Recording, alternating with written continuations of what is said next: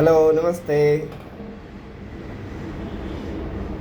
ಶ್ರೀ ಸಿದ್ದೇಶ್ವರ ಸ್ವಾಮಿಗಳು ಒಂದು ಕತೆ ಹೇಳ್ತಾರೆ.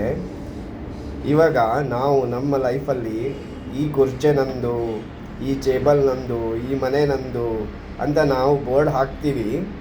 ಆದರೆ ನಾನು ಹೋಗಬೇಕಿದ್ರೆ ಆ ಮನೆ ಬೋರ್ಡು, ಆ ಚೇರು ತಗೊಂಡು ಹೋಗೋಕ್ಕಾಗಲ್ಲ ಅಂತ ಒಂದು ಎಕ್ಸಾಂಪಲ್ ಕೊಡ್ತಾರೆ. ಏನು ಅಂದರೆ, ನಾವು ಸಭೆ ಸಮಾರಂಭಕ್ಕೆ ಹೋಗ್ತೀವಿ, VIP ಆಗಿ ಹೋಗ್ತೀವಿ.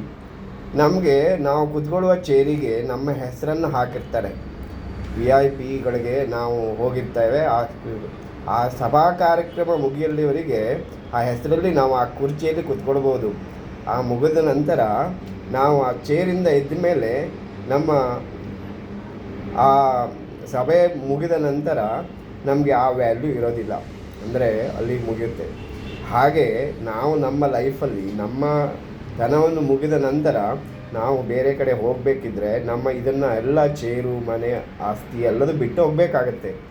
ಆದ್ದರಿಂದ ನಾವು ಮಾಡಿರೋದು ಏನೇ ಇದ್ದರೂ ತಗೊಂಡು ಹೋಗಬೇಕಿದ್ರೆ ಏನೂ ಇಲ್ಲ.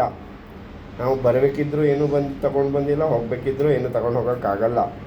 ಅದೇ ರೀತಿ ಜೀವನವನ್ನು ಚೆನ್ನಾಗಿ ಅನುಭವಿಸಬೇಕು, ಬಿಟ್ಟರೆ ಮತ್ತೇನೂ ಅರ್ಥ ಇಲ್ಲ ಅಂತ ಹೇಳ್ತಾರೆ.